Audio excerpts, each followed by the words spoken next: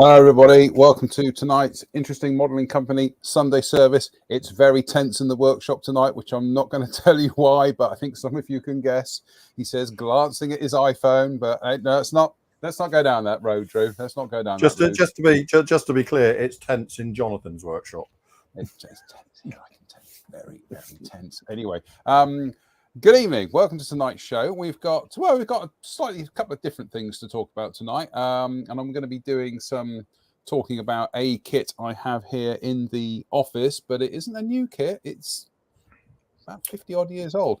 And also we're going to be looking at my experiences building the Italeri Ford Escort Zakspeed GR2. You've been building that, have you? I've started building it. I started building it last night. We'll talk about it in a minute. In the meantime, what have you been up to, Drew? Spitfire. Hold that thought. Hold that thought. Yeah, I know. Just seen it. History has been made. The England women's team have won the European finals. Excellent. Right, let's carry on. Anyway, can I speak now? Yeah, carry on then. No, building the Edward Spitfire 5 finally turned up. So go on, have your little dance. No. Edward Spitfire 5. Yes. Yeah. What's that? 5A or a 5B? 5B. 5B. In 48. So in 48. Shall I go from the top? Yeah, go on then. I'll give you the whole. Scale.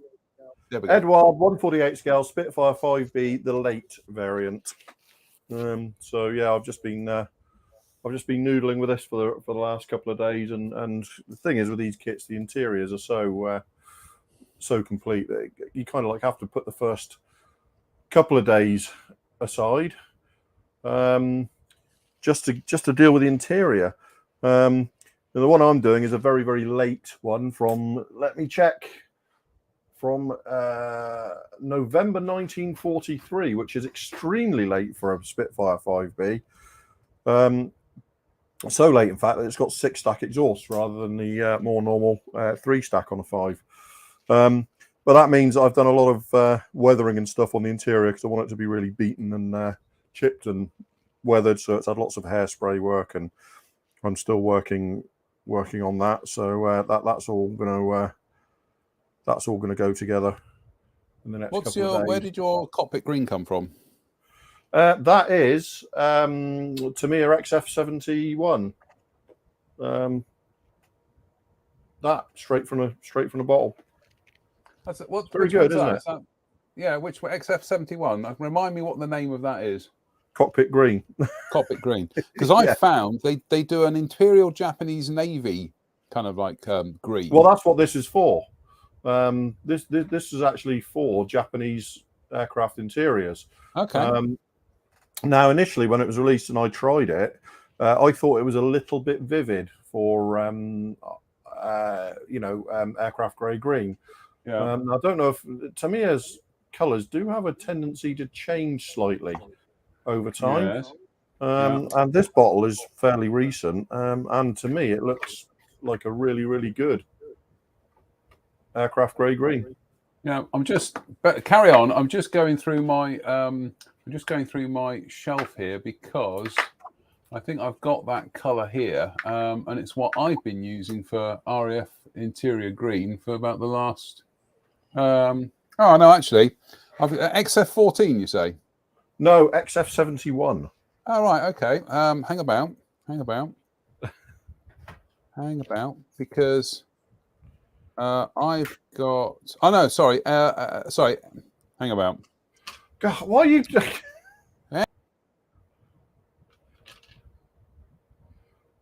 So yeah. Anyway, we've been obviously the wheel bays are going to be very weathered as well and beaten.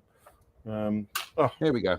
This is I got my colours mixed up actually. I've got XF14 here, which I tend to that's use. a very pale caramel sort of grey colour, isn't it? Well, I actually tend to use that as Sky. Would you believe, or variant thereof? Yeah.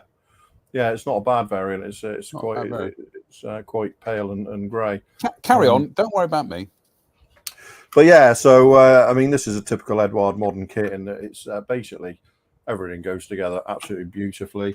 I've been using the Tamiya white cap for the majority of the assembly, which means that any minor gaps along the leading edges and stuff will be filled.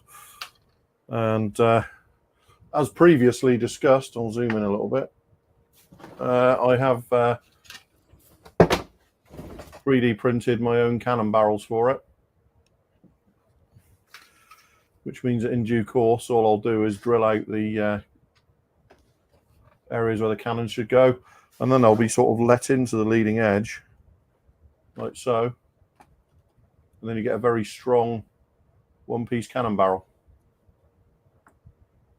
So neat. That was just something I designed in CAD last week. So it's got all of the tip of the barrel is hollow, and it's got all of the vents, which you can't focus on really. It's difficult to focus there, isn't it? But it's got all of the vents around the sleeve as well, and the tightening the barrel nut at the end, and a hollow barrel. So they actually printed very, very nicely overall. So I now have about 300 of those lying around the workshop, because I tend to iterate and design as I go and modify to get the kind of print that I'm after. So I mean, that's so far it's a completely stress-free build. You can see the level of detail on that, can't you? You can see all the rivet detail and stuff. So that is essentially what I have been working on for the last since Friday evening. So. Well, I can show you two things. The first Jim Altegott there saying, "Drew, did you get a new camera?" No, I've just pressed the autofocus on this. What was that? Sorry, say again. The Jim Altegott, did you get a new camera? You look sharper than Wednesday. No, I've just I've got a little remote control thing for the camera, so occasionally I'll just go like so and refocus it. Good Lord, no, don't do that again, please. That's far too close. There we go. So, well, I have been, as you may have seen on the timeline, I broke out the this is the Italeri reboxing of the old Eschi Ford Escort Zack Speed GR2 124 scale, which apparently is not a truly and wholly accurate representation of the Zack Speed GR2, but I've just got to build this straight from the box. So I'm not going to be worrying too much about that. And how far have I got? Well, a couple of curious things with this. First of all, I started putting together the body pan and everything, but I put this up on the timeline last night because this, after half an hour of scratching my head, they show you to put together the roll cage here using parts 6B, yes, 1B, yes, 53A, 51A, and 52A. Okay. But I've been going through this parts map fastidiously, like I say, for pretty much the whole of the BBC Prom last night. And I found 51A, which is just there. But for the life of me, I can't find 53 and 52A. They're not in the kit at all. They've obviously been gated off and they're not there. And I'm trying to think who it was. It might have been John Patrick Huston said on the timeline. Just bear with me whilst I go to our timeline where he mentioned this. I think he said that. No, I tell a lie. I think it was. We'll get there in the end. Come on. I think it was somebody. You're good at this, aren't you? Yeah, you I'm should very live good. stream more often. You wouldn't think I've been doing this for 2 years now. God, I had the link up here. Would you believe? Okay, there we go. He said that it was that apparently these were Anthony Bird. There we go.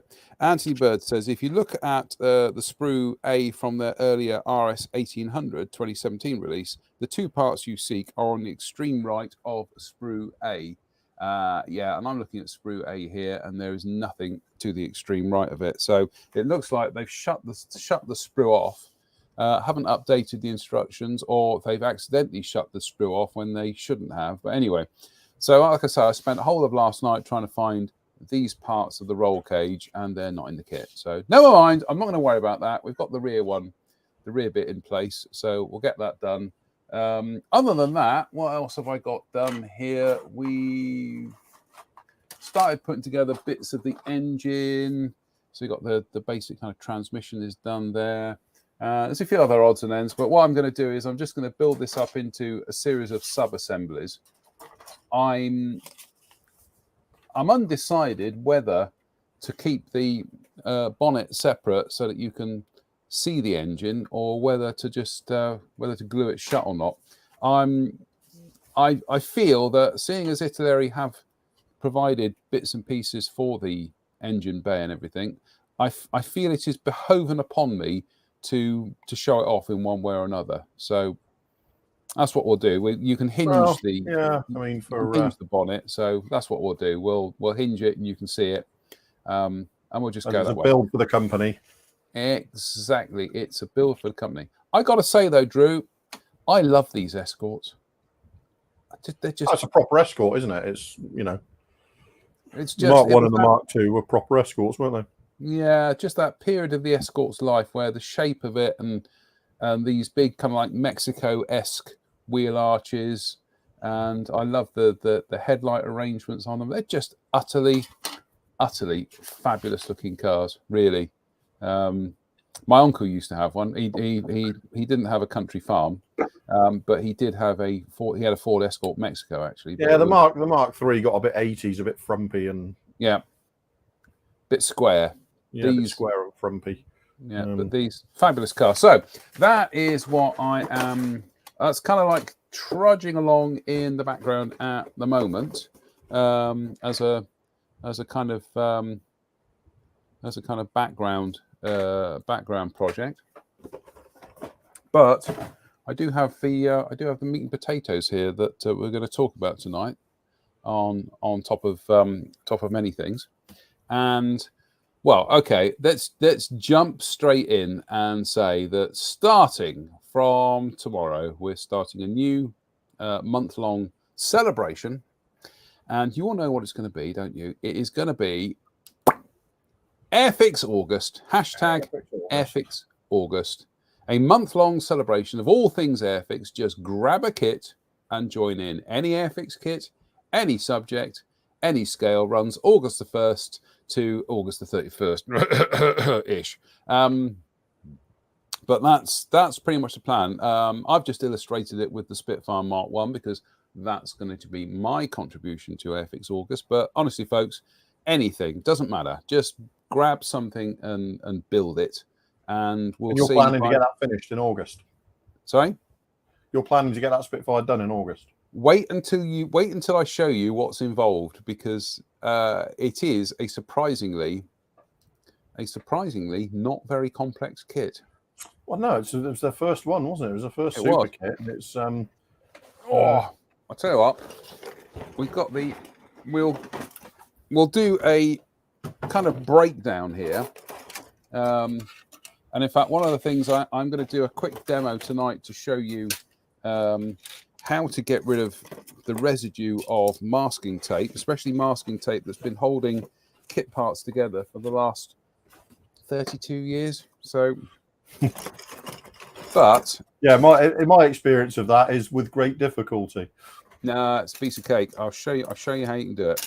Already done it on one part, so it's fairly easy. I'm just grabbing the bits out of the box here, but essentially, oh, nice pair of nail scissors in there. I've forgotten I had. Nice pair of nail scissors that have been lost to my modelling workbench. He'll be back in the room shortly, folks. Huh? Less of the cheek, man. Less of the cheek. Right, here we go. Here it is. Here is the essentially the kit. Right. There's your lower wing. I'm sorry, it's not all going to fit into the camera. There's your lower wing. This is all, you know, unbuilt. Just a bit kind of like sticky masking tape. Is that white plastic? It's white plastic, although it's gone slightly yellow. In fact, you can see, if you see... Yeah, no, I can see it. It's really... Where the tape's been on, it's still white. And it's still white, yeah. But we can get rid of that tape residue. That's no problem. But this was one of the first Spitfire kits to actually capture that. The gold. Yeah, exactly. And I think up until then, I don't think a single Spitfire kit that had been produced had actually got that, you know, got those scallops. Let's try and get it from another angle. There we go. Yeah, you can see the scallops there. Revell didn't do it in their 32nd scale kit. There were probably about one or two. I think Nichimo and Monogram did a Spitfire in 48. They didn't do it, didn't capture it. None of the 72nd scale kits out there by 1970, of which it would have been Airfix, Frog, and Revell. None of them captured that. But as you can see, this was the first Spitfire kit to actually get those scallops that run under the wing there. So that was a major leap forward in terms of accuracy for Spitfires at the time.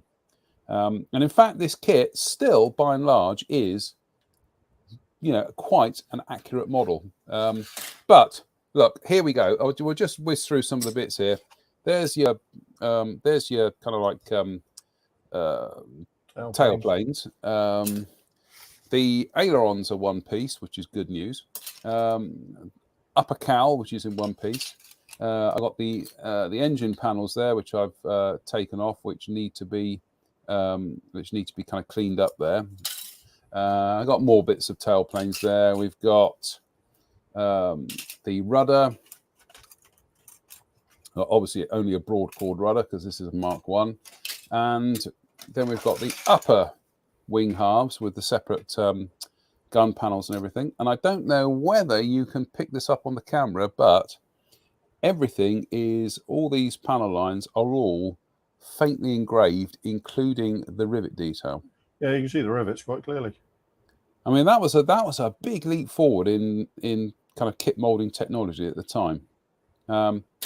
And then we've got the fuselage halves with the separate engine bays, engine panels again. And again, if I tilt it to the camera, you can see all that nice rivet detail. And it's, some of it is recessed, some of it is actually raised, which is, again, that's a real eye-opener for a kit, which is what, 51, 52 years old now? Yeah, 1970, wasn't it? So, yeah.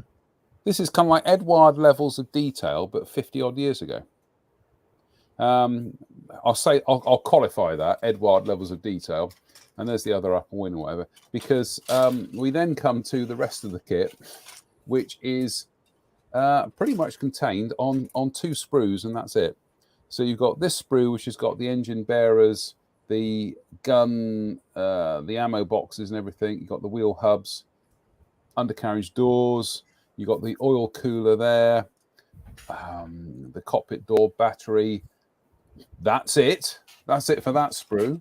And then you have this sprue here. Sorry, it's not all fitting into the camera because these are big old lumps of plastic. Then you have this sprue, which has got the guns, it's got the engine, and it's got the instrument panel there. That's it. that's your kit. There really isn't a lot to this. So when you say, can you build this in under a month? To be honest with you, Drew, I think I can, because it's not like you're building hundreds and hundreds of pieces. I think there's about 100 bits in this kit, and that's it. Not massively. I think it's the complex. finishing is going to take the time, isn't it? Finishing is going to take the time, and I'll just put the camera back for a second, because it's going to be a bit of a process to prime it, paint it, weather it, all that. Not impossible, but it is going to be it's this big old thing. It's about the size of it's bigger than about the size of a 72nd scale Lancaster, probably a bit bigger. But yeah, it's I've been wanting to build this for years, and in fact, this boxing I've got here, I picked up in Bath back in 1990. Exactly. When I was a lithe, sprightly young man back then with hair, and I picked that up at the Bath. It was the IPMS Bath model show, Avon Scale model show rather, in Bath, and it's been sat in the attic for the last 32 years, waiting for me to build it. Waiting for you to pull me. Waiting for the right opportunity to. The right opportunity, and the right opportunity is that my plan with this is to build it so that it can go alongside the new Airfix Spitfire Mark 9. So you've got like where the story begun rather, where the story is now. So any excuse to build to build this how kit. It started, how it's going. Yeah, exactly. So what I'm going to do here is I've got my Bob Ross odorless thinner. Anything will do, but I'm going to use this. This is why I'm wearing the old gloves. And when it comes to this, let's pop the camera back on again as I stick myself to my bits and pieces here. When it comes to this adhesive residue that is on these kit parts, and I did stick them in a washing up bowl with washing up liquid, but no, it didn't get rid of them. So bit of white spirit, and you just go over the part like so, and as if by magic, a bit like Bob's Happy Little Trees, all that residue has now come off. Now I'm shining it into the light there. I'll pick a bit which is actually a bit really manky. There you go. Look at that. Oh God, that has got real masking tape horror story there. That is gross. I'm actually feeling slightly unwell looking at that masking tape residue, but again, bit of Bob's odorless thinners, and there we go, all gone. Nasty tape residue, all gone. So, and I'm just doing a bit on the fuselage there as well. So it's a relatively straightforward process. I mean, you can see there this enamel thinner is taking that, it's eating away at that adhesive, no problem. So I'll show you another one there on the tail. Let's zoom in a bit. Let's get a bit of a zoom in here. Extreme close-up, as it used to say on Wayne's World. There we go. You can see that on there. That's gross. Oh, it's horrible. But a little bit of Bob's Happy Odorless Thinners, or the late Bob Ross's Happy Odorless Thinners, and there we go. That is all gone. And that happy little accident is sorted. That happy little accident is sorted indeed. So there we go. All that there's a little bit on the leading edge that I just need to get rid of. But yeah, in terms of getting rid of all this all this masking tape residue, it's really not a huge problem. Again, we've got, I'll do one more because I can carry on doing this while we're chatting. So we've got some there. It's horrible. Oh, nasty. As Timothy Dalton would say, nasty. And there we go. All gone. Sorted. Next. So that's what I'm going to have to do for the interim is, see, sticking myself to the spend a little bit of time cleaning. yeah, cleaning this manky masking tape residue off. Anyway, look, that's it. That's so that's going to be my immediate oops daisy. Let's get us both on screen. Come on. There we go. That's going to be my job for this evening, is cleaning that off. But yeah, I am really, really looking forward to building this because it's going to be straight from the box. There's going to be no extra detailing. No, it's just absolutely what you see is what you get. Exactly. Which I think is particularly important because it's going next to the new one. Exactly. I think with a decent paint job, he said modestly, I think with a decent paint job, who's going to get to will paint look it then? More than the sum of its parts. So anyway, I'll carry on here. Drew, what have you got on the workbench? A Spitfire. We've just covered this. All right. I thought you were going to show your AH1W. Oh, yes. Well, I can do. So, well, it's not on the workbench, is it? It's got a Spitfire on the workbench. Stuff I have to work with. So yes,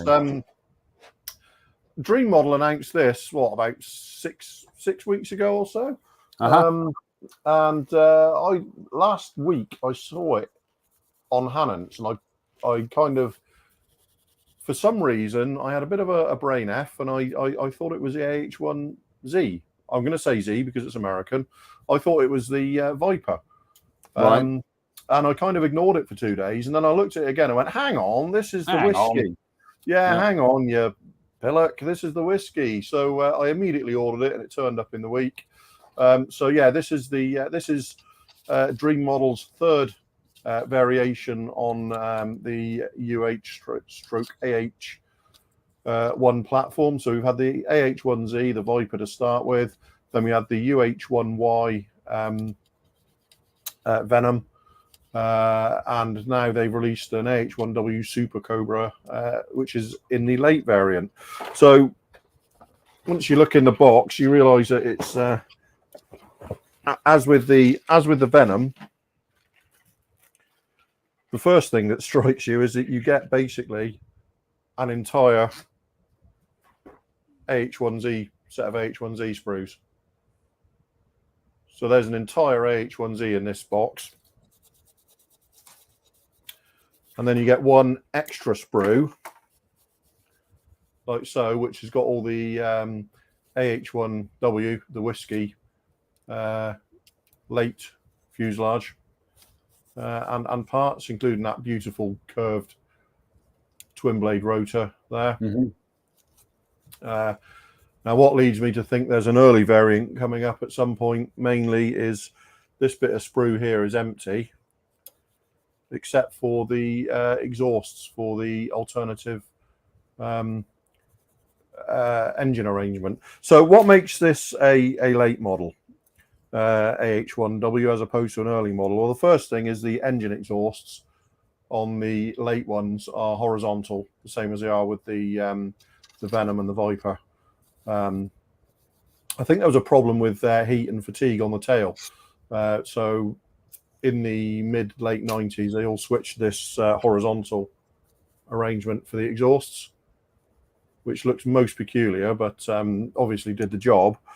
So the engine arrangement is the first thing, the most obvious thing, and the other thing is that this has got the nose with the night targeting system, which was a retrofit in the again, I think sort of early mid 90s sort of period. And what that means is, and it took actually Pavel to show me photographs of the difference. Even as somebody who likes the Cobra, I didn't realize it was so different. But the entire this entire part of the nose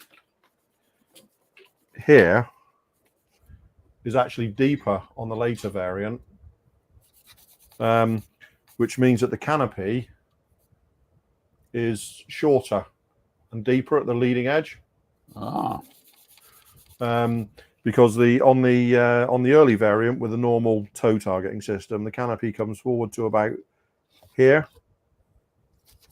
Yeah. Clear area comes forward to about there, and there's a gentle curve down there, so the whole area here is a bit shallower.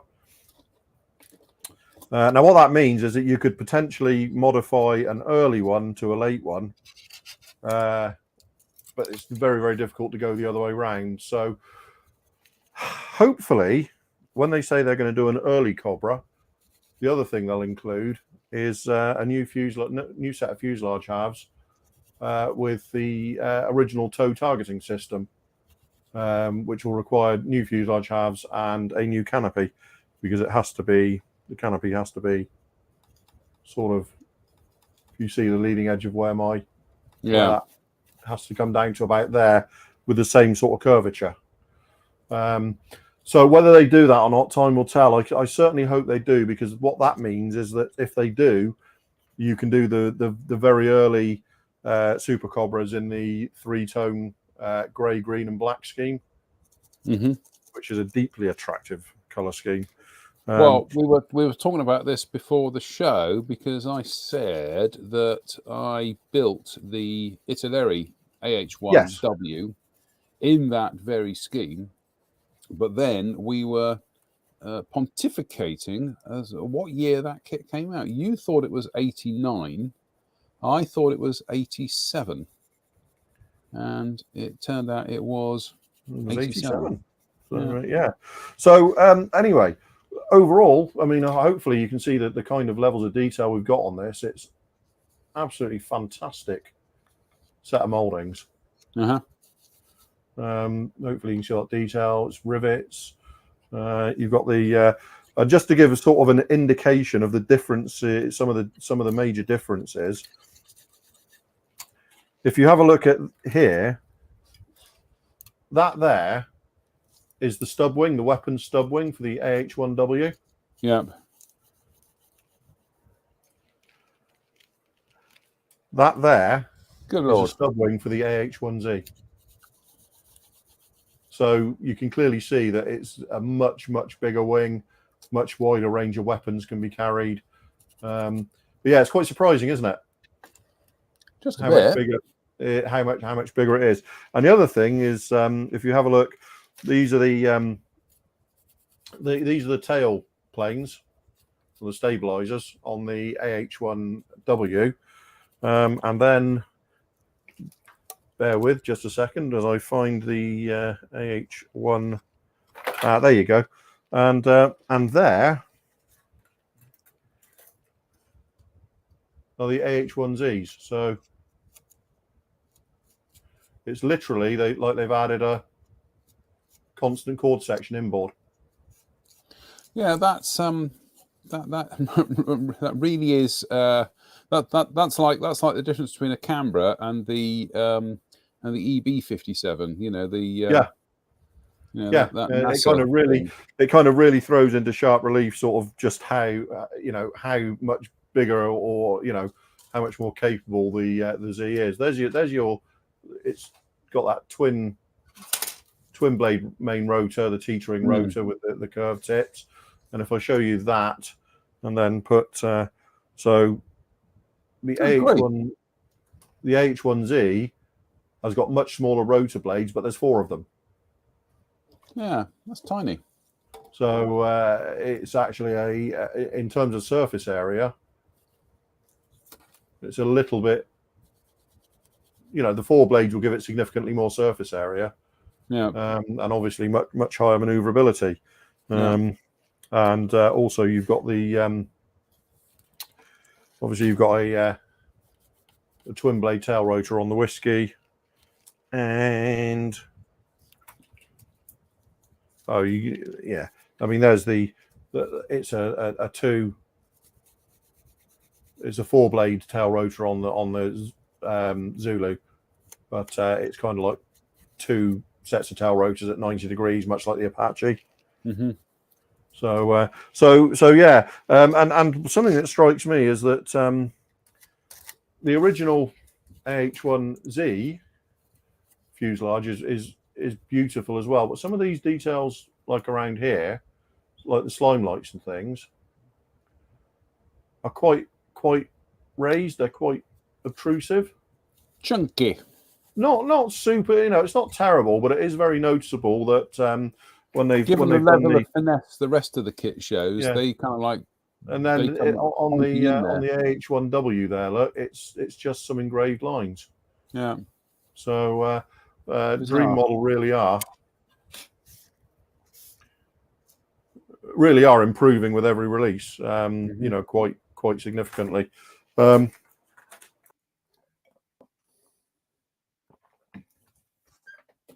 Hold on, Drew's managed to boot himself off his own camera there for a second. Whilst we're waiting for Drew to recover himself, whilst I was listening to Drew assiduously, I have been cleaning off more and more of this tape gunk on this Spitfire fuselage. Like I say, 32 years of. He's back. There we go. Who pressed the wrong button, Drew? No, apologies for that. The box was resting on the mouse, and it obviously clicked it and closed the. Right. Oh, well, I'll let you carry on then. Carry on there. Carry on, that man. But yeah.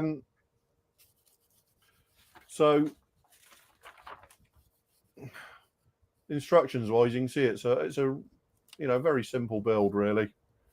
Anything I would have liked in this boxing, I'd have liked some tow missiles as well, because it's the Whiskey carried tows and Hellfires sometimes at the same time.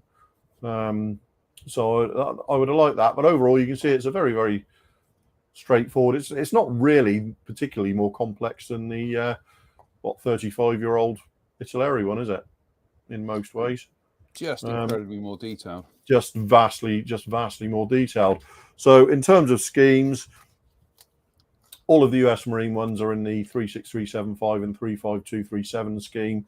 You've got this sort of commemoration one with the skyline of New York on it, the Twin Towers. It's actually a very attractive scheme. I really like that. It really catches the eye. You've got this HMLA 303 with a black spine. Full colour star and bar. Full colour star and bar, black spine.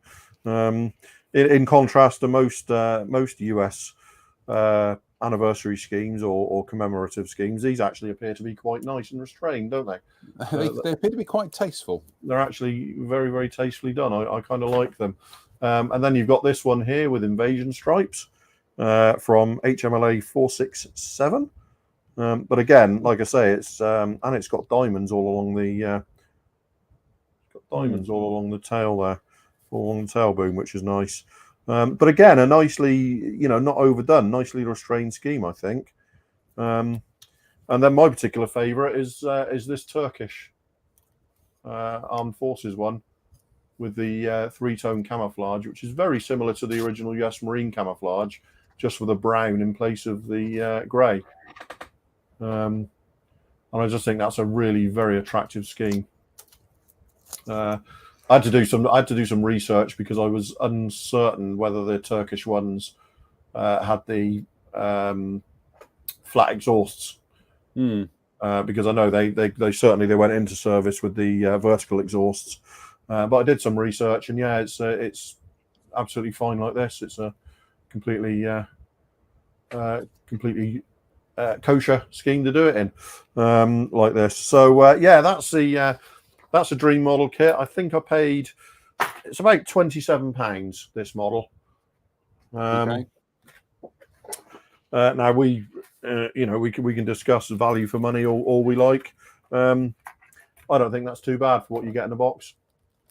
I'm quite happy with that. Yeah, I was just having a look to see.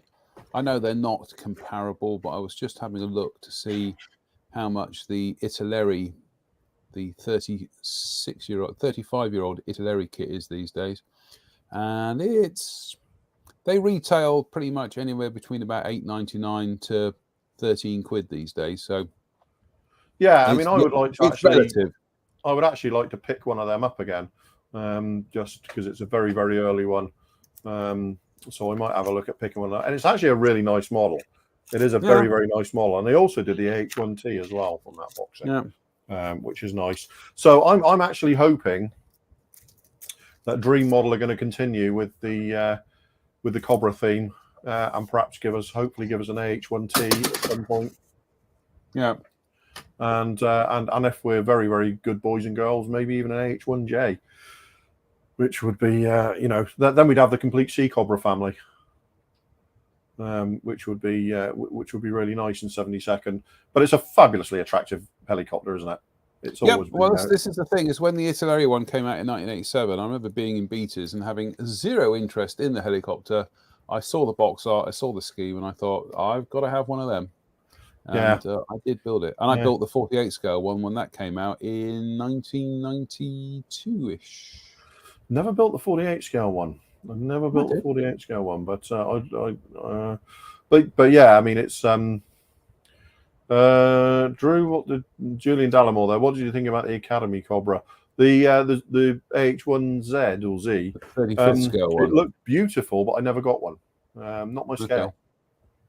Not my scale. The Kitty Hawk 48 scale one was one of the best kits that Kitty Hawk did. So that was a really, really beautiful model. And I'm sure that'll come back out again now that Trumpeter of those molds. Basically recommended. It's 27 quid, 28 quid. It's not cheap, but I don't think it's ridiculous money either. No, I think really with something like that, you're going to get your money's worth out of it. With I think we've reached this kind of building it. We've kind of reached this kind of pricing point with stuff like this, where I wouldn't buy two of them just to have one in the stash. No. I'd buy one to build. But that said, I don't think it's hideous. I don't think it's horrendously overpriced or anything. I think it's decent value. I just the 35th scale one I keep looking at and I'm thinking, should I, shouldn't I? But I just don't do 35th scale really. So it's although I have to be honest, if they did a new tool Apache in 35th scale, I might crack under the stress of a new Apache in that scale, because Academy 72nd scale Apache is absolutely stunning. And that's the thing, is in 72nd scale there's so many brilliant helicopters being released now. So many brilliant helicopter kits, and I think Clear Proper planning a few more, aren't they? They're planning to do the Super Freelon. They've worked their way through the Sea Sprite family. They're working their way through the Sea Sprite family. They're working through the Sea Sprites. Then they're going to do. They've announced they're planning to do a Super Freelon. So hopefully they get the bug. They're doing a 48 scale Sea Sprite as well, aren't they? Yeah, that I got to say, that to me is an alarming gap in the market. You obviously had, I think that was probably the first 35th scale aircraft kit ever released, which was the big Hella Super Freelon, and that is a big kit, because big old bus. Yeah. Well, we've been next to the one in the Helicopter Museum, big aeroplane, and rather surprisingly, no 72nd scale kit of the Super Freelon. No, well, there is a Mach 2 kit. And, like I say, rather surprising. Yeah, no 72nd scale. Which I have one of the Mach 2 kits next door, and it's been next door for over 30 years. And over 25 years. Sorry, let's say 25 years. And it's witheringly unlikely it's ever going to see the outside of the box again, because it's fairly typical mid-90s Mach 2. In that there are not enough hours in the year to working on the basis that you don't have the clear parts till they look vaguely clear. Yeah, working on the basis that if you can't find anything nice to say, don't say anything at all. That's all I've got to say about that. Yeah. So I think Pavel there says the H1Z is very good. The one H1W not so much, but that was a rebox of the Model Rectifier Corporation one from about 1992. MRC. Which is another one I've got in the attic, because I ordered that as soon as I could get hold of one in the early 90s. But it what? No, go on. No, I'm just doing my Just doing my rueful shaking the head act here. Just ruefully shakes the head. But yeah, I mean, at the time, I was incredibly impressed with it. But over the years, you come to look at it and realise that it's really everything forward of the air intakes on that model is really quite desperately balked. So hey ho, such is life. Say that actually. Hey? Right, I was just going to say that it is desperately balked. Our favourite word. Yeah, but it was a nice piece of tooling, and it was after the Super Freelon. It's about it's probably the second 35th scale model helicopter I can remember. But in fact, it might be nice. I might dig that and see if I can dig that out of the attic sometime. We'll have a look at that one day just to look what 30 years has done. Right, Spitfire is oops a daisy.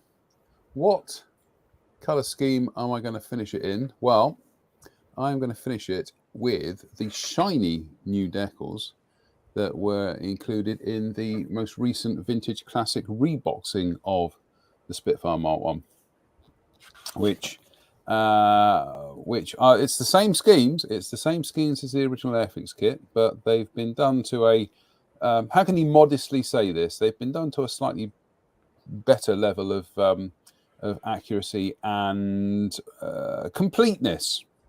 I'll stop there because I've got to get out of the workshop and I'll bang my head on the door frame. But yeah, the scheme that I'm doing it in is going to be this one here, which is 602 squad, 602, 603. It's one or the other. I can't remember what squadrons they are. But it's the one that's in dark earth, dark green with black and white undersides. One of the curious things, and I did run this through Dave Fleming, because when I was doing the artwork for this and we were looking at pictures and whatnot, was that photographs of this particular aeroplane showed that the upper wing Type B roundels actually had these really tiny center spots. And we were trying to work out what was happening there. They're not the standard kind of like B roundel proportions. These are actually, like I say, they've got a much smaller centered spot.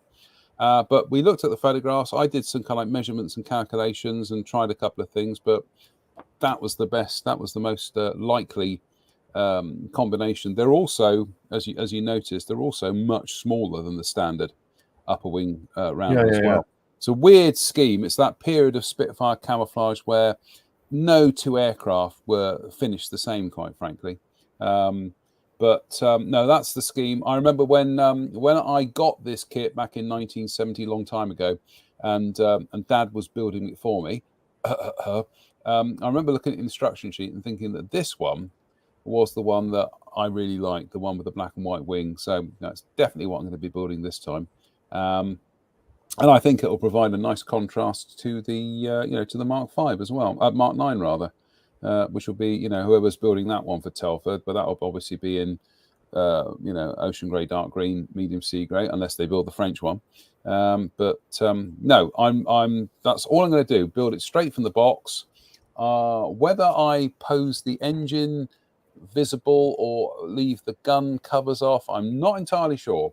It makes more work for myself, but I think that given that was a feature of the kit, I think they perhaps need to be accentuated. It might depend on the fit as well. There is that. I'll check those gun covers. If they don't fit very well, then we are going to be displaying the gun covers open. But no, but I'm like I say, I'm really looking forward to cracking on with that one and doing that scheme after 50 odd years of looking at it. Now I can actually get on with it. So fabulous scheme. So that's it for now. That's where I am with that. So it's going to be a couple of nights of still cleaning up the parts and maybe start doing some tentative construction work. But as I say, we are running this from we're starting this one tomorrow, and it will be running kind of towards the end of August. doesn't matter. It's more important people actually build things. Yeah, rather I think than, that's always the thing, isn't it? yeah. It's not too prescriptive, is it? It's No, as long as you start building it in August, we're not going to be too prescriptive about when you finish it. Yeah, it would be nice, but like I say, it's not. We're not talking about everybody's got to build a 24 scale aircraft. We're not. It doesn't have to be aircraft. It doesn't have to be. The only thing it has to be is it's got to be an Airfix kit, and that's it. And then let's see how many people we can get, actually sat at the workbench building, so that we can have a nice kind of gallery of completed models come the autumn. So that would be nice. That'd be I think that'd be good fun, actually. I mean, I might even squeeze in another Airfix kit along the way. Look at you. Look at you. I know. I don't know where this is coming from. But I hope your ambition doesn't outstrip your it'll always outstrip. That's not what I meant. My ambition, Drew, will always outstrip my ability, obviously. It's the story of my life. How long have you known me? There we go. Talking of Airfix, you may have seen that we were very lucky to be presented with one of their Content Creator 2022 Yes. Thank you very much. Thank you very much. And like I say, this was sent to me, but in all honesty, I'm accepting this on behalf of the Interesting Modelling Company on behalf of Drew, on behalf of Spencer, also, other contributors we've had down the year or so, which is, Jen and Ivan and Mike Williams, Mike Reeves, but also, folks, seriously, also accepting that on your behalf because of the contributions you made. If you weren't watching it, we wouldn't be doing it. Yeah, exactly. We'll call that very much a group effort. It is a group effort. So thank you for your patronage, because without your patronage, we wouldn't even have qualified for one of these. So we're really grateful for giving us that platform to be seen. Let's put it that way. So get building Airfix kits, everybody. Jerry Doyle there says, "Can I convert an Airfix kit?" Just a thought. Well, as long as it starts as an Airfix kit, and I don't see a problem. Yep. No, I don't see a problem with that. What are you going to convert? Yeah, Jerry, what are you going to convert it into? Yeah, that'd be fun. Do an Alan Hall style conversion. That would be good fun. Yes. From the days of Airfix magazine. Yeah, exactly. Yeah. And Mike Williams says, here we go. He says gun covers fit quite nicely, actually. In fact, JM. Yeah. I'll give them a go. I think a couple of them I might leave uncovered so you can see at least one of the guns. But as like I say, the thing is with that kit, the fact that you could leave the cowl off and you could show the gun covers and everything, that was very much a feature of the kit when it came out. So I think I really got to go back to source and say, no, I'm gonna show it all off. Show the whole thing off. Really, it might not be brilliantly detailed, but I'm not going to go down the route of super detailing it or anything. It's just going to be, I'm going to let the paint job try and make. No, you say it's got a job to do. It's got a job to do, and it has to be, it has to do that job, doesn't it? Jerry's planning to convert a Lank to a Lincoln, presumably with Glenn Ashley's conversion set, I would imagine. So good luck with that, Jerry. You better get started, mate. I do continue to lobby for a 72nd scale Avro Lincoln, so we've made arguments before for bookending, haven't we, with Lincoln and a Manchester. Lincoln, a Manchester, and a York, I think, but it's a hard sell. Brian Wilton says might have to find my blue tits. Yep. Actually, no, serious face there for a second. Leaving the carry-on innuendo out of the way. It's another thing I have tried to I've tried to get interest in this because it was the Nature broadcaster Simon King. He got in contact with me a couple of years ago. Said, "Look, are these kits available?" And I said, "No, they're not, Simon." And he said, "That's a damn shame," because he teaches kind of like wildlife and kind of like bird recognition. but he teaches it to people with visual impairments. Right. And he said the great thing about these kits were that you could, obviously you can't give kind of like blind people, here's a bird, it'll stop squawking in a minute. But he said the great thing about these kits are that he's then able to explain to people who perhaps have never actually seen what a bird is. Actually explain to them what the features are. So I said I'll see. All I can do is ask Simon. I will ask again because I do think they, I think they have a place. And even if it's a kind of like it's down to the logistics of working out what a production run would be. I think what did they do? They did the robin, they did the blue tits, they did the chaffinch, not the chaffinch, the bullfinch. They did the kingfisher, the little owl. Yeah, the kingfisher. Yeah, the little owl. And I think they did a couple of others, but they're all life size as well. Yeah. That's right. I remember the kingfisher. Yeah.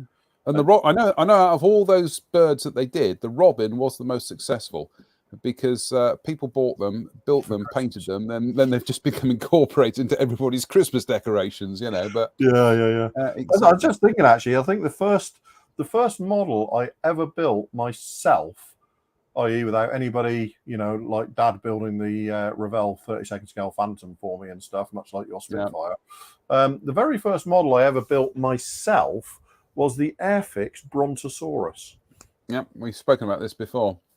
Yeah, and I built it on my mate's driveway because he bought one into school, and I immediately harangued a mother who route marched me into town a couple of days later and got me an Airfix Brontosaurus and a pot of Humbrol Mat 30. Yep. I, on the other hand, some of my formative modelling experiences were building the Pyro / Lifelike, which is rather ironic because when you see them, the models, they're not lifelike in any form whatsoever. But it was the Pyro / the Pyros, right? Yeah, the dinosaurs they did. And I think, God, what did I build? Triceratops. I built the Ankylosaurus or Ankylosaurus rather. I built the Tyrannosaurus Rex, which is a dreadful kit. It's just awful. But at the time, it didn't bother me. Oh, come on, you're a kid. It was just awesome. It's a bit like I was absolutely obsessed with dinosaurs from the age of 4 to about 7 before I discovered aeroplanes. And I have to say, in recent years, I've become quite obsessed with them again. Well, I was obsessed with dinosaurs from about the age of 3 to about the age of today. And it's again with the Aurora kits. I mean, I thought the Aurora kits were brilliant. But again, there's accuracy issues there, but they were playthings. That's what you got to remember. They were articulated for kids to play. Yeah, and they were designed using the available information at the time. Yeah. So Brian Wilton says Queen Victoria. If you want to build that one, Brian, you can build that one. Adam Cooper, there you go. He says ideal candidates for the vintage classics. I agree. I think they would be. Yeah. I mean, it's got to be worth a run of some description for the ones whichever ones are surviving. Yeah. Here John Patrick Houston's talking my language now. He says Airfix Fugger Airfix Fugger Magister Irish Air Corps on the bench. Yep, that's a nice kit. That is a very nice kit. The Airfix Fugger. There hasn't been a truly bad kit of the Magister, has there? Airfix's was really nice. Hella's was really, really nice. Yeah. The Vallon one is compared to most of Vallon kits, it's buildable. Yeah. And the Special Hobby one is very, very nice indeed. It's like the Fugger Magister has been surprisingly well served by decent kits. Yeah, it's not bad actually. But yeah, I do like the Irish Air Corps. In fact, I do seem to remember the most recent Airfix boxing of the Fugger Magister does feature an Irish Air Corps one on the box art by Adam Tooby. So, Jim Altergott says, let's try it again. He says, my big brother built the Aurora Godzilla model, glow in the dark. Yep, I had that. I had that model kit bought for me when I was about 6. It terrified me, and we had to swap it for something else. It absolutely terrified me, and traumatized me. In fact, absolutely traumatized me. And now, of course, I've got a massive collection of Godzilla stuff. But hey ho. But the one thing I don't have is an Aurora kit. Lox 9 is going to be building a Ford Model T. Excellent. Airfix do a Ford Model T? I can't remember. It's just, this is one of those things where there's so many things that have snuck in over the years. It's like that. What has become my very favourite Airfix kit? I've never seen one. I'll never own one. Go on. Is that Free Enterprise? Oh yeah, we were talking about that. Yes. Just every time I see the original box art of that, yeah. I just fall in love all over again. Yeah. And a year ago I never knew that kit had existed. It's just and every time I see that box art, I just fall in love with it all over again. And as I've said before, it's the only kit I can imagine getting an original issue of and actually putting in a display case. Yeah. Like on its own, just that. I just think the box art is just there's something that is just absolutely chef's kiss. Yeah, it must be pointed out that I know some people have said down the years, the Airfix, various Airfix in the 80s and the 90s wouldn't reissue the kit because obviously the Herald of Free Enterprise disaster back in the 1980s. But it's got to be pointed out, it's a completely different ship. It's not the same ship at all. Yeah. In fact, Lox 9 was saying Ford Model T, and if I just go into Chrome tab, here we go. Do you know what? Wrong one. Let's try this. Hang about. Let's get this right in a minute. That's what we're looking for, Ford Model T. So if I just go to here, I wish they'd make this easier.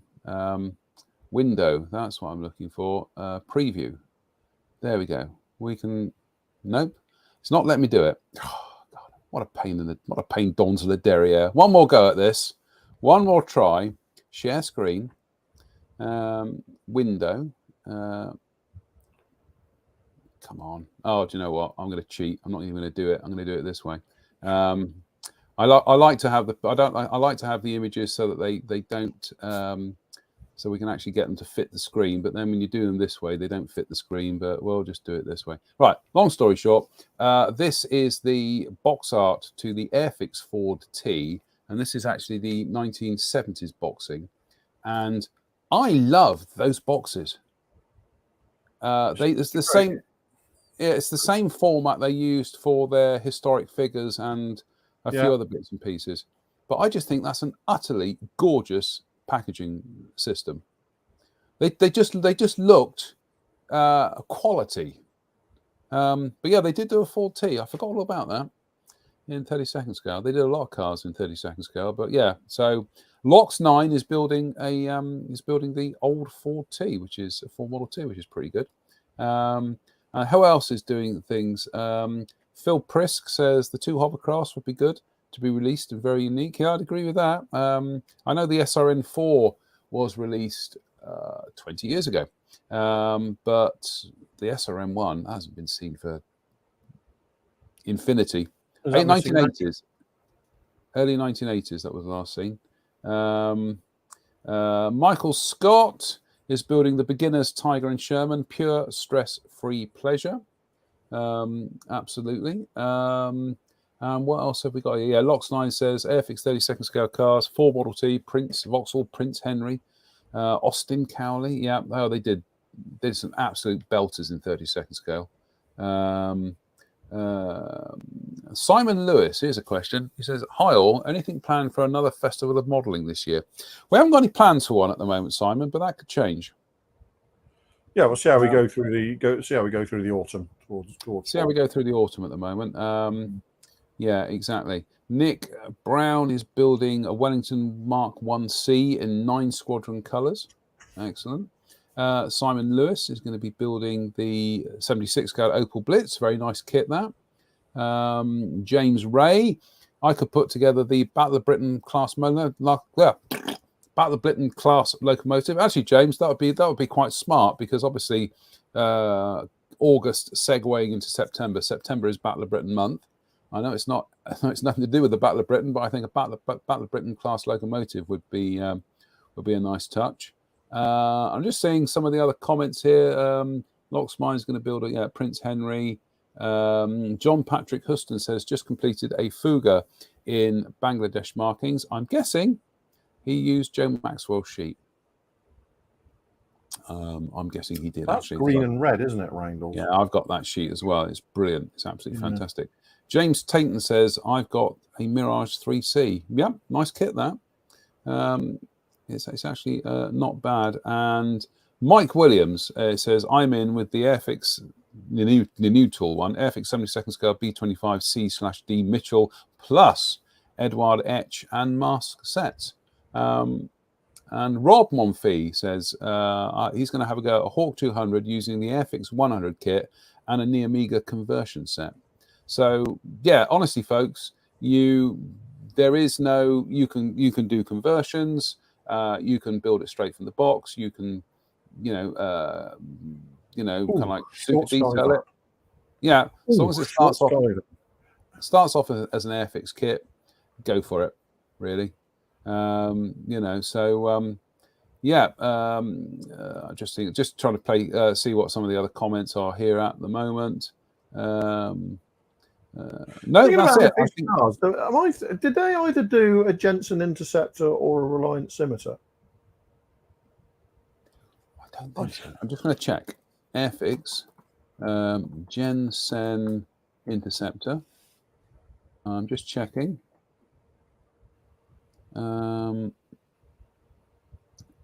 No, I don't think. No, I don't know why I had that sort of buzzing around at the back of my head.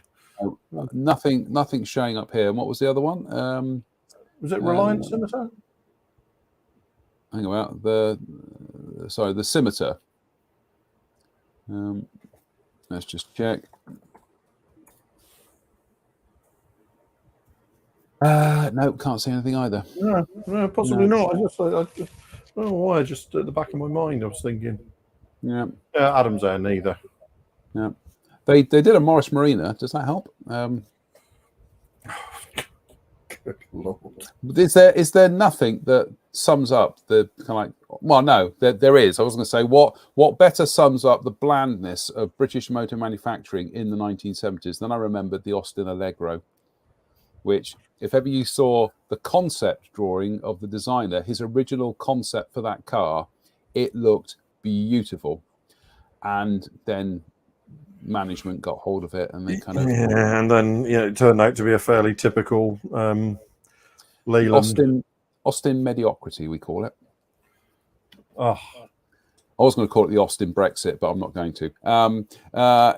Mike and Penn Richardson. my brother had an estate one of those in 1990, a brown estate one. I remember borrowing it when he went off to take part in Operation Granby, and I sort of drove it for a couple of months. And the thing I remember was it wasn't actually a bad car. It was okay, loads of room because it was an estate and all the rest of it. But when you pressed the brake pedal, you felt like you were more part of a committee deciding on brake application than It wasn't so much responding to your command as negotiating with you. Yeah. It was it was like steering a super tanker. You had to think well ahead of that curve to stop in time. Spongy, I think, would be a word. Yep. And spongy, and also the brake pads were made out of Weetabix. They were just, they just. Oh dear. A friend of mine. Funny thing is, you say Morris Marina. I remember this is going back. Wibbly wobbly effect here. 1995, and me and my friend Mike, my old school friend Mike, we drove down to Exeter because he was going down there to buy a bicycle, and we drove down there in his in what he used to call his Marinal, and it absolutely bucketed down with rain that day, and we managed to get back alive. That's all I can remember about that. Michael Penn Richardson, father Nats had a- T1 and Jet Promise T3 for Penn, and Mike will be doing an Airfix F14A Tomcat and Mosquito. Oh, blimey, the Series 3 kit, the Mark 2/6/XV18. No, get me XVs mixed up. And James Ray says, well, he's got the Eagle Transporter and the Shadow Interceptor. Right, Eagle Transporter was an NPC kit, which wasn't Airfix tooling, but we'll let that one go through because it was Roxway Airfix. Shadow Interceptor, no. I'm afraid Airfix never did any UFO related stuff at all. More's the pity. If they had, I would have exploded, literally. And Herman Handbrush says, first time I've caught you live. Hello all. Well, good evening. Good evening, Mr. Handbrush. And let's have a look. Yeah, yes. Quadratic steering wheel. God, yeah, absolutely. I think that was a fairly short-lived innovation, wasn't it? Was it an innovation, or a bit like Brunel's atmospheric railway? Just an interesting idea, but should never have got anywhere near the manufacturing process. Let's say the quadratic steering wheel should never have got into anybody's hands. And Adam Cooper says, if you own one, it was the All Aggro. Yep.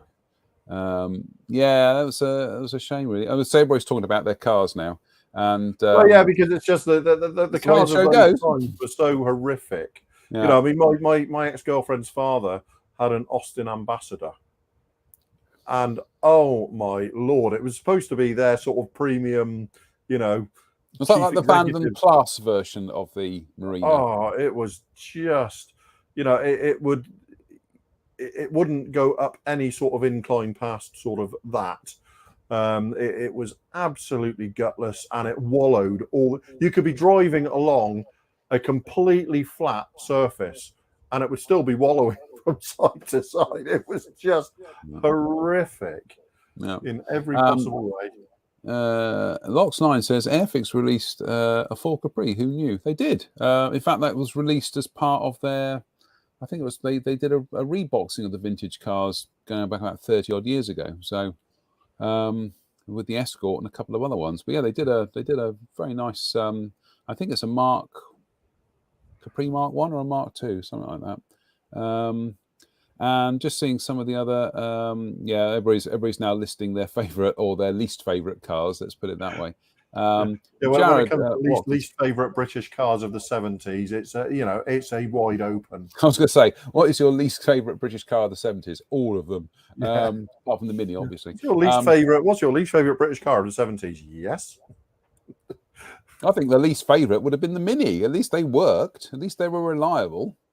You know, Jared Watkinson says, despite all the stash I've purchased this month, I think I may buy a Spitfire Mark 5, take the Trop streak to 8.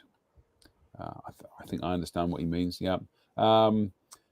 It's so yeah, this is what we're going to be doing is we're going to be doing this Airfix August. So like I say, we're running it from the 1st of August to roughly the end of August. Probably a little bit of a bit like the England game tonight. Probably be a little bit of extra time. So that was beautifully put in. That's almost professional. That the Vauxhall Viva. Yeah, we had a Vauxhall Viva. Yeah, my dad had one of those. We had a Vauxhall Chevette and then a Vauxhall Viva. Yeah, Dad had a Vauxhall. He had a red Vauxhall Viva GBL 882K. What a great car! God, the Triumph Dolomite. My mate had a Triumph Dolomite. I spent most of my sort of years from 15 to 18 in the passenger seat of that car, going to gigs and stuff. Yeah. The British Ford Escort was a real car. The American one, the American one version was a real lemon. Although I can remember, just have a quick swig of drink here. I can remember back in the 70s again, mid 70s. We'd be driving around, and by then I had amassed quite an encyclopedic knowledge of cars relative to my 7-year-old experience of the world. But I can remember being really quite confused as to why there were these Opel cars that looked like Vauxhall Chevettes, Yeah. Vauxhall Cavaliers, and I was just like, but I don't understand this. What's going on? And yeah, so I quite like the Vauxhall Chevette. I thought it was a neat looking car. But again, Distinctive headlights. They had those sunken headlights early on, didn't they? Yeah, they're good. They were like, I like them. Yeah, they were just, yeah. It's not that it was a good car. It's just it's from my youth, and therefore I'm now imbuing it with a certain value. I will say that in terms of the Vauxhall Viva, we went from Yeovil to Edinburgh and back twice in one of those. Okay. So they did the job. It can be done. It can be done. Right, we are rapidly coming up towards the end of tonight. Before we start getting sued by Top Gear for stealing their shtick.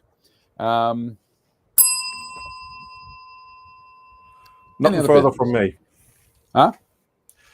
Nothing further from me. Nothing further from you. Nothing further from me, quite frankly. Other than, ladies and gentlemen, get your and all other genders and identities. Pull your fingers out, because it is now going to be Airfix August tomorrow. So go for it. Let's fill the timeline up with builds, and especially for those of you out there who may not have built something for a long time, and you kind of you just need to get a bit of motivation. You need to get a bit of a mojo.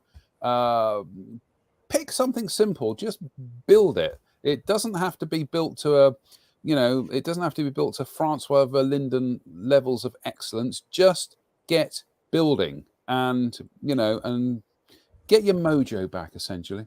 But yeah, there it is. So that'll be going up on our Facebook page and Twitter feed and whatnot. Might do some pop-up lives as well as I work my way through this this big Spitfire. But yeah, there we go. Airfixed August. Let's go for it. Fill your boots. That's it, really. I think that's it. Any other business from me? No, I've talked about I mentioned the atmospheric railway. I actually I was down at Starcross on Thursday, and I visited the pumping station of the Brunel's atmospheric railway. Fascinating, bit of history that. And then I travelled down the Dawlish line to Teignmouth. Oh, that was exciting. Have you ever seen it? No. No, the Dawlish line was the railway line going back a few years ago. It was the one that was washed away by the sea. Oh, yes. Yeah. Because it runs right next to the sea. I know. Yeah. And if you get a high tide and the waves are coming in, the trains washes underneath it. They get pelted with the waves and everything. Yeah. But I gotta say, the Dawlish line is superb. Teignmouth, what a lovely little seaside town that is. It's starting to cement in my affections. Devon is starting to actually outstrip Somerset, it has to be said. Right, and with that, we're finished. We're done. I know. Even if they get their scone priorities the wrong way round, but no, I'm really quite impressed with Devon. Got to be said. But obviously, I'm not going to abandon Somerset. I love Somerset, clearly. Well, I was in Wales today. I went to that Tintern Abbey. That was good. I know. There's me venturing out of county. I'll have a nosebleed. It's just like I went to another country. Didn't need a passport. It was amazing. So a bit like the old days. Anyway, on that note, big thank you to Drew for joining me tonight. A big thank you to everybody who tuned in tonight. We really do appreciate your patronage, and like I say, that has been earned by all of you. So big thank you for that.